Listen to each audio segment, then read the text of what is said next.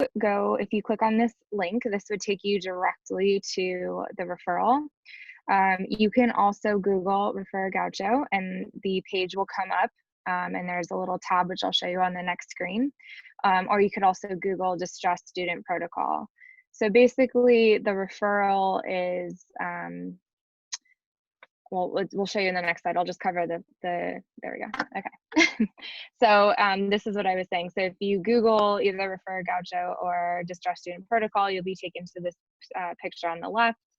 So this screen, again, gives you a little rundown of our department. And then on the right, you will see Report a Student in Distress to SMHCS.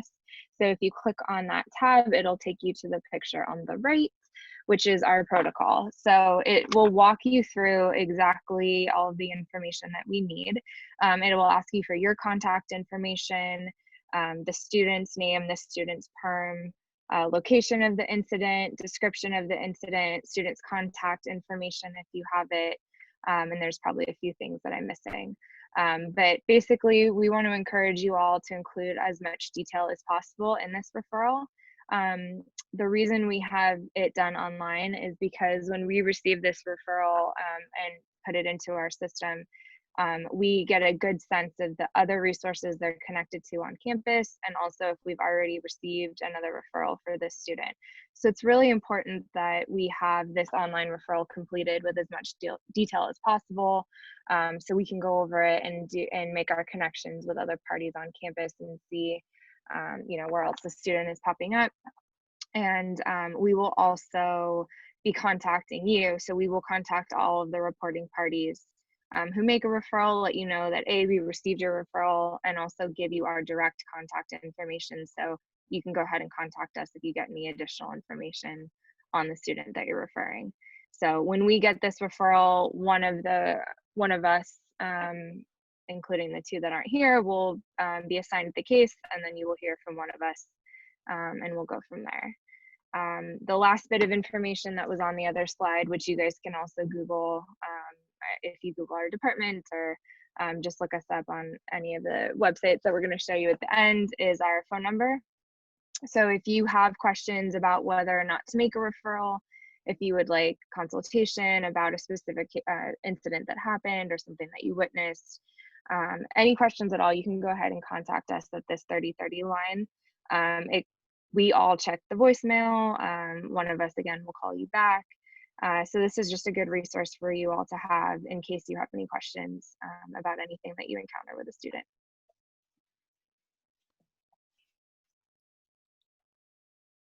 Okay, so I'm going to talk a little bit about how to respond to a student who is in distress.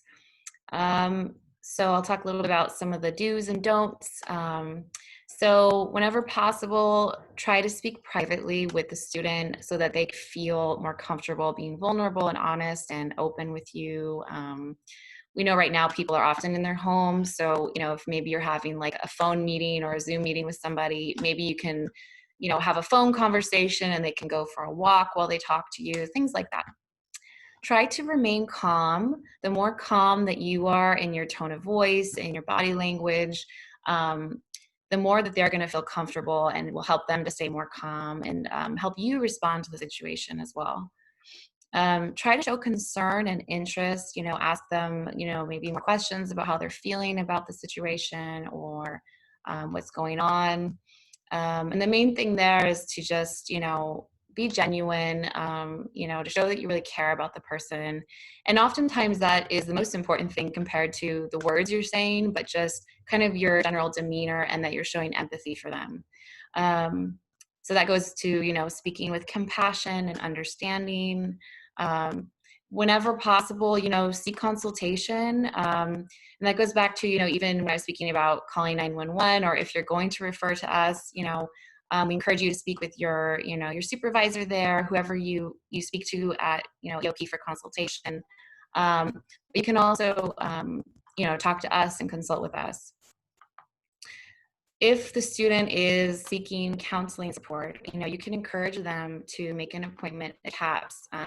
Maybe pull up the website with them so that they can make an appointment there, or give them the phone number to call, things like that. being transparent is always helpful. You know, the more you can kind of talk to them about, you know, hey, I'm concerned for you. I really want to support you with this. You know, maybe saying we've got some resources here on campus. I'd love to share those with you. You know, can I refer you? There's a team here that, you know, would love to be of support. Can I go ahead and refer you over there? You know, things like that can help them to just feel more comfortable with what's going on and working with people here. And describing the behaviors that concern you. So just letting them know, you know, hey, I'm really worried about, you know, your substance use. I noticed you're drinking almost every day now, and you know, I'm really worried about you, and want to talk to you more about that. So some things not to do. We know most of you are probably really caring people, right? So it can be easy to kind of slip into the role of counselor, but it's really important that, you know, especially if someone's maybe suicidal or they're dealing with these more severe mental health challenges, we really want them to get help so that they can kind of start working on things and get the help they might need. Don't critique the student, you know, showing judgment or, you know, saying things like, why don't you just stop doing that? They're really going to cause the person to shut down, and that might get in the way of them getting the help they need. It's also important to not tolerate rudeness. So just because someone's having a hard time doesn't mean that they can abuse you or be rude to you. So we want to encourage you to have boundaries and protect yourself as well. Don't remain in a situation that feels unsafe. Kind of goes with that last one. You know, don't ignore your gut feelings. Like if you leave a conversation and you're just feeling like it's not right, you know, you feel like you need to do more, trust that, consult with somebody, and go from there. Don't assume that someone else has intervened. It's kind of like the bystander effect. Like, you know, there's an accident and you see 20 people kind of standing aside looking at it because they think someone else has called for help. So if you're seeing something and you're worried about it, just, you know, call us, refer to us, talk to your supervisor. Okay. Don't hold information.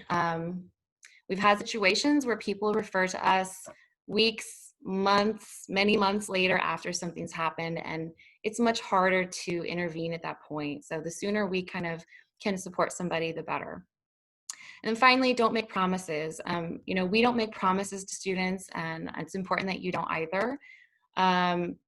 So just keep in mind, you know, you can't make any promises. And if someone is, you know, maybe highly suicidal, for example, they might say something to you like, well, don't tell anybody. I don't want anybody to know. And so we don't want you to say, okay, yeah, I won't tell anybody, because you might need to talk to somebody. You might need to get help for them. And so we don't want to make promises in those situations. Are there any questions about that one before I move on?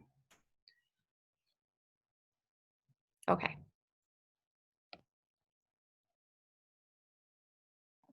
Okay, so the next slide is about discussing the referral to us with the student.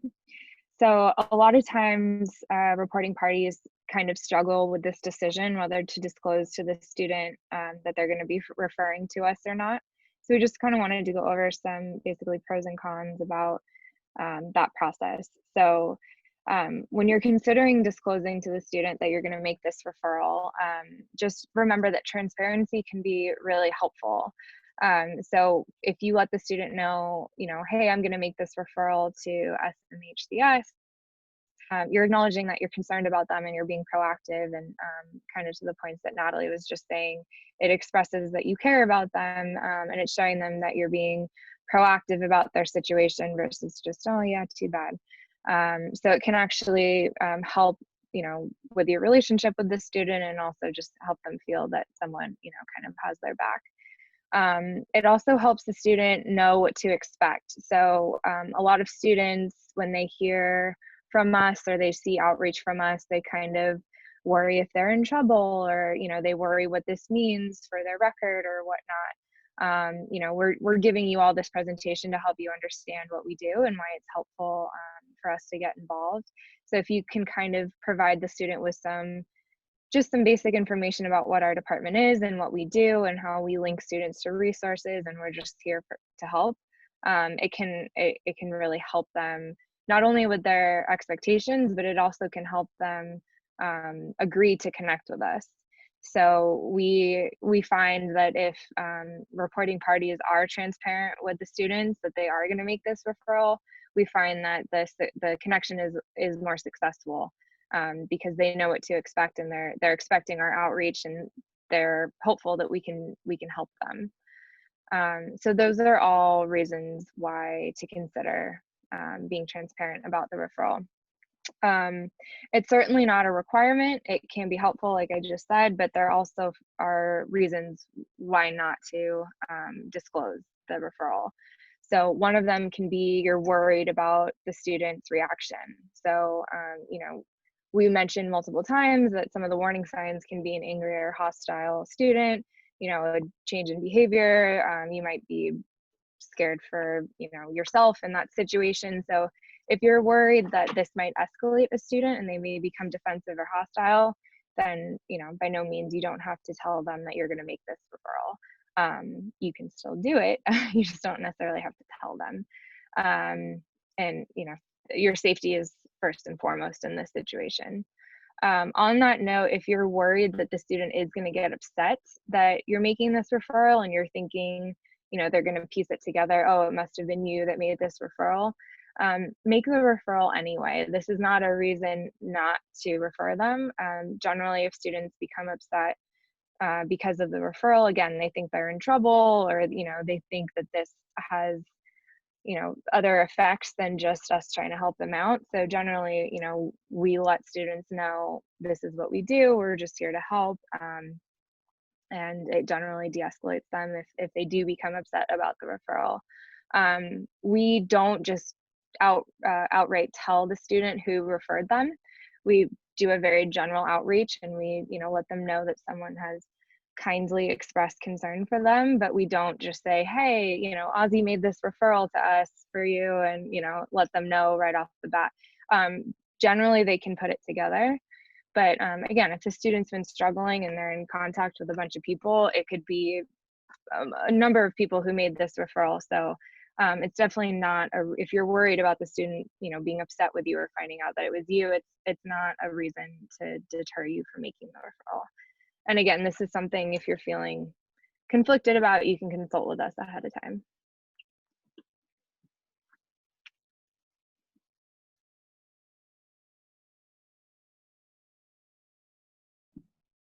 Okay, so we talked about a lot and some really heavy information. We do some pretty heavy work at UCSB, and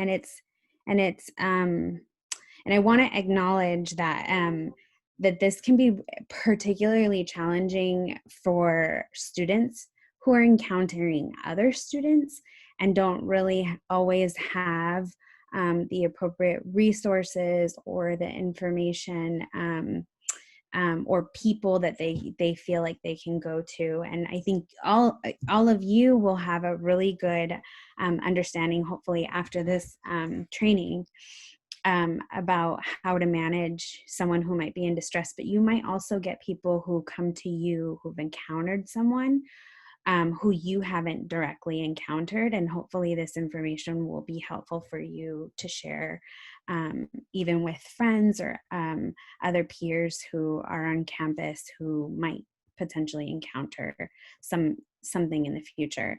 But one of the things we really want to make sure we recognize is that this can be super overwhelming. Encountering someone who is in distress can be extremely overwhelming for the person who's encountering it. We've had a lot of instances in which the solution doesn't happen overnight. And a lot of people are hoping that there'll be one call and things will be resolved after the one call. And unfortunately, with these types of scenarios, it doesn't always pan out that way.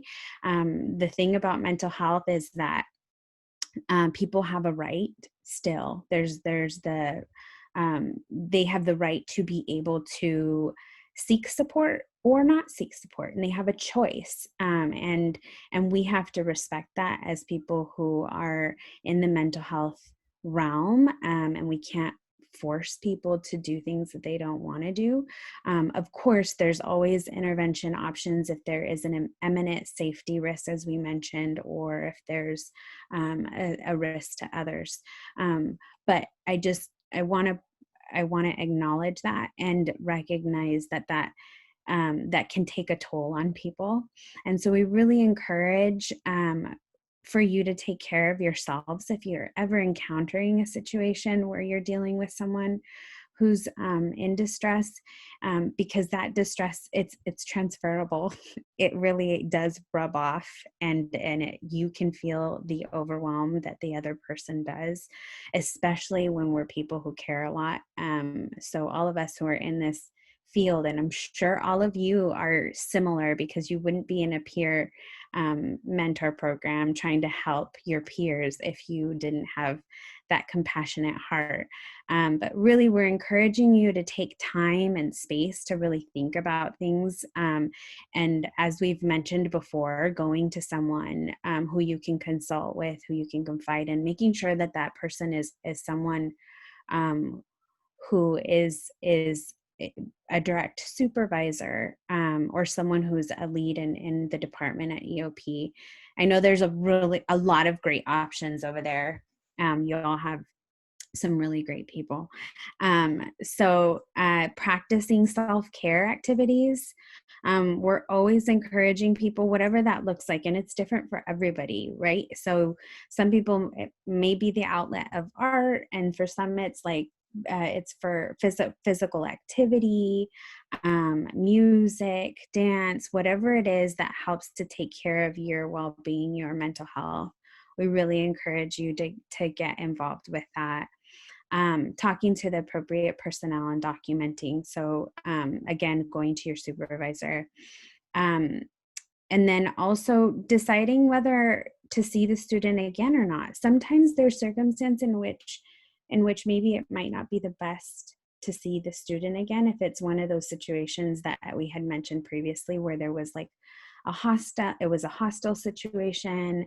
You feel like there may be some level of safety that might be a concern. We always encourage healthy boundaries. And if you don't feel safe, then we don't encourage you to have an interaction, and you can talk to hopefully your supervisors about what that can look like and how other people can intervene or continue to help the student. And then that's also why we're here. And then just remembering that we don't control all outcomes. As I mentioned, there's circumstances in which we don't have all control, and we want to make sure that you don't ever take the blame for any type of outcome. It is never any one person's particular fault. There's so many components that are involved in a student who is in distress. And so we want to be really mindful that there is no blame to be placed. Okay. So in speaking about well-being and like taking care of your self-care, we have this new website that is the well-being website, and I want to click on it, but I'm afraid that I'm going to mess something up. So I'm going to hold off on it. But so basically, this website takes you to a place that has all information. I'm going to see if maybe I can do it. Oh, yay. Wait, can you all see my screen? Okay, I'm just going to do a little mini share. So this is our wellbeing website. And there's all kinds of resources that are available on here. You see that it just changed to Black Lives Matter support. There is various different places that are offering support around the civil unrest that's happening right now, around COVID, and you can find a lot of the resources here. So it has like a little banner. Our information comes up here. Also CAPS information comes up here. See, you'll see this is us, our distress student protocol. So if for whatever reason you ever are not sure where to go, this is another way that you can refer a student. And then they have UCPD information, financial crisis response team. There's interpersonal violence, that's usually the care office. There's also basic needs, counseling, psychological services. So there's an array of different stuff that comes up here. I think we also have recreation, health and wellness. So just so you all know that there's this resource that kind of serves as the hub of where all this information, we tried to find a way to put all the information in one place, so that you all have somewhere to go. Sorry, I'm not sure. I'm really horrible at this. So this is our team. I'm trying to figure out how to get it back to play mode, but it's not working. So this is our team that I mentioned earlier. And just to inform you all, I'm going to stop screen sharing. We are all of us are, as I mentioned before, are mental health trained professionals. We don't work in a clinical realm, but again, we all have a background. All of us have worked in mental health for a pretty long time. Actually, I think every single one of us has been a therapist at some point. And so you will be referring to people who are pretty well trained. And also, we want to encourage you to seek the support within your own department as well. A lot of your supervisors have already gone through this process before. They have experience with it. And so if ever there's a hesitation, they can definitely support you. I really want to encourage you all to ask any questions. There were some really great questions the last time that we met with the same group last year. And so if there's any questions that have come up throughout the presentation, really want to encourage you to ask them now. Okay, so participants, you can just chime right into that chat, and it's already set to everybody. So any questions you might have for our presenters, please put them in that chat.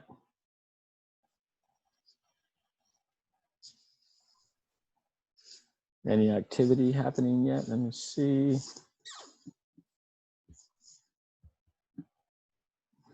Okay, people don't. I would like to comment that I really like that one slide where you put in when you should disclose and when you could be hesitant, because sometimes it is intimidating depending on the person that you're working with. And I think sometimes we have to remind our young people, and I'm glad you said it out loud, is that it's okay. You're not expected to have all the answers or know exactly how, but we have this whole team of people. We have all of you, we have all of us in EOP. So there's definitely, we want our young people to know that they have folks they can rely on, and let us help them do their work. I mean, that's what we're here for. So thank you so much for that. I really love that reminder. Yeah, of course. And I agree with you. I think that there is, I feel like when we do these presentations, it feels like all the weight becomes like one person's, and that is so not what we're trying to create. In fact, the whole reason and why which this department was created was to make the responsibility of everyone, because it really is an entire community that we're a part of, right?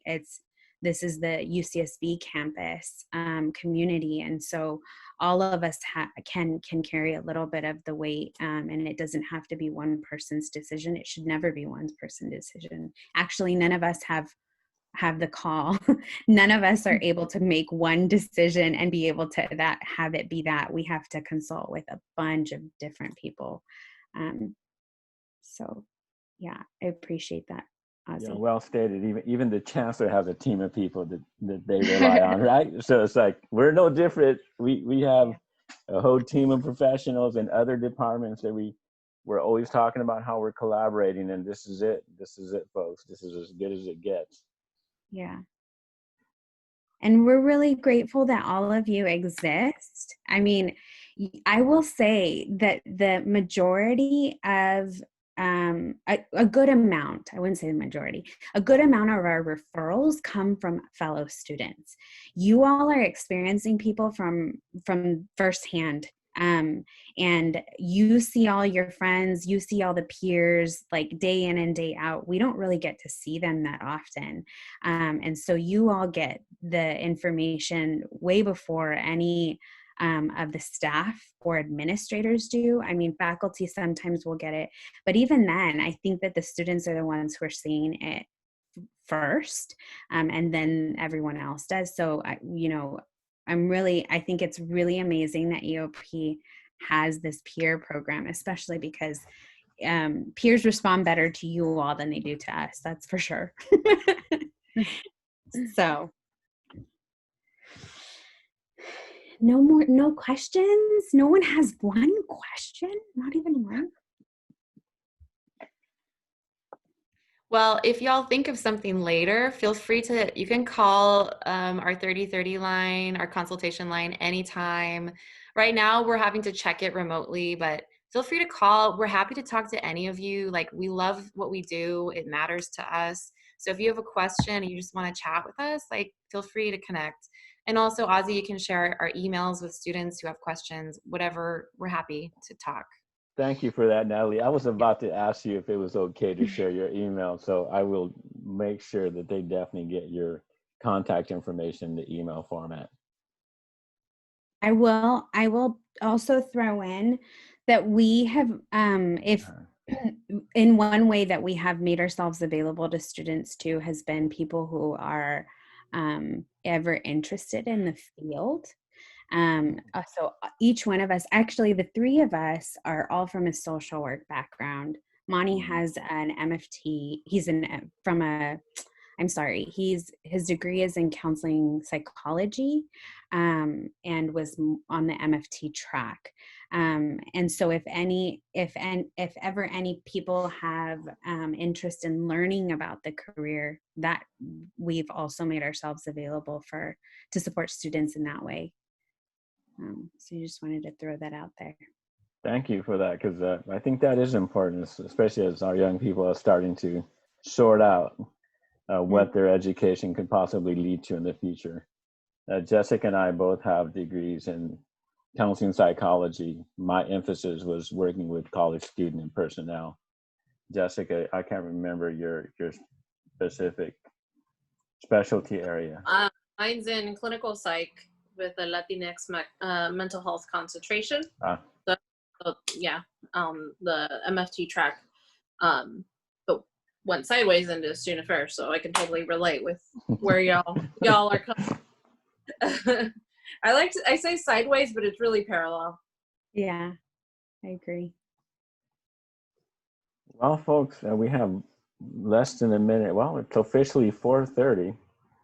I'm going to go ahead and stop recording at this point.